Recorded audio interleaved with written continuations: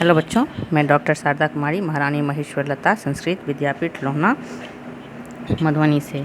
बच्चों, आज जो है हम शास्त्री प्रथम खंड के लिए कुषाण वंश के शासक कनिष्क के बारे में चर्चा करेंगे। इससे पूर्व की कक्षाओं में हमने कुषाण वंश से संबंधित जो है कुषाण वंश के संस्थापक कुजुल कटफिशस, उसके बाद के शासक भीम कटफिशस, इन सब दोनों के बारे में हमने चर्चाएं की थी और अध्ययन किया था। आज इसके एक महान शासक, कुषाण वंश का जो महान शासक था कनिष्क, उससे संबंधित बातों पे आज हम चर्चा करेंगे। बच्चों, कनिष्क जो है वो बौद्ध धर्म की महान शाखा, महायान शाखा का जो है वो अनुयायी था। उसने बौद्ध धर्म के प्रचार के लिए काफ़ी काम किया था। कनिष्क के समय में ही बौद्ध धर्म की चौथी संगति का भी आयोजन किया गया था और यह संगति जो कश्मीर, जम्मू कश्मीर का क्षेत्र है, जो जम्मू कश्मीर राज्य है आज के संदर्भ में भारत में, उसी के कुंडल वन में आयोजित की गई थी। इस संगति के अध्यक्ष जो है वो वसुमित्र और उपाध्यक्ष जो है वो अश्वघोष थे। इस संगति में हम देखते हैं कि बौद्ध धर्म जो है वो दो शाखाओं में, दो भागों में विभाजित हो गया, एक हीनयान और दूसरा महायान। इस संगति में नागार्जुन एवं पार्श्व भी शामिल हुए थे। इस संगति में तीनों पिटकों पर टीकाएं लिखी गई। हम जानते हैं बौद्ध धर्म की जो त्रिपिटक है, सुत्त पिटक, विनय पिटक और अभिधम्म पिटक, इन तीनों पिटकों पर जो है वो टीकाएं लिखी गई और इन टीकाओं को जो है वो महाविभास नामक पुस्तक में संकलित किया गया। ये महाविभास पुस्तक जो है वसुमित्र के द्वारा रचित था और इस पुस्तक को बौद्ध धर्म का विश्वकोश भी कहा जाता है। कनिष्क जो है वो कला और विद्वता का आश्रयदाता था। इसके दरबार का सबसे महान साहित्यिक व्यक्ति जो है वो अश्वघोष था। अश्वघोष की रचनाओं की तुलना जो है वो महान मिल्टन, गेटे, कांट और बाल्टियर से की गई है। अश्वघोष ने बुद्ध चरित्र को बौद्ध धर्म का अश्वघोष के बुद्ध चरित्र को जो है बौद्ध धर्म का महाकाव्य कहा जाता है। इस ग्रंथ की तुलना वाल्मीकि के रामायण से की जाती है। बुद्ध चरित्र के अलावा अश्वघोष ने सौदरानंद, सारिपुत्र प्रकरण एवं सूत्रालंकार, इन सभी पुस्तकों की भी रचना उसने की थी। कनिष्क के दरबार का ही एक अन्य विभूति जो है वो नागार्जुन था, जो दार्शनिक ही नहीं बल्कि वैज्ञानिक भी था और इसे भारत का आइंस्टीन कहा गया है।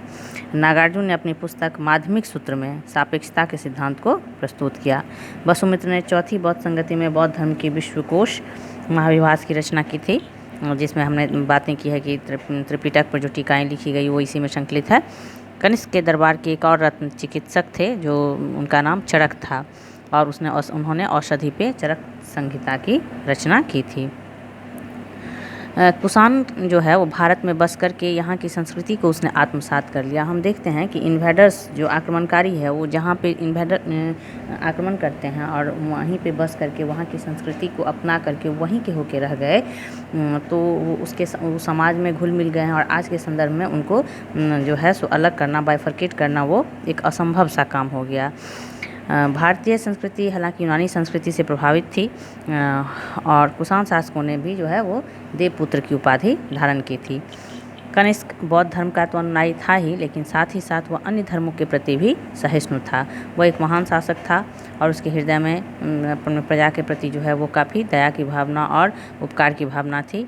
कनिष्क के सिक्कों पर जो है पार्थियन, यूनानी एवं भारतीय देवी देवताओं की आकृतियाँ मिलती है।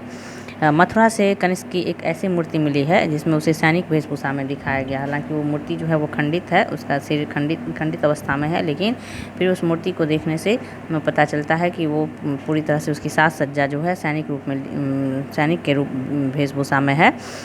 कनिष्क के अब तक प्राप्त सिक्के यूनानी एवं ईरानी भाषा में मिले हैं। कनिष्क के तांबे के सिक्कों पर उसे बलि वेदी पर बलिदान करते हुए दर्शाया गया है। कनिष्क के सोने के सिक्के रोम के सिक्कों से काफ़ी हद तक जो है वो मिलते थे।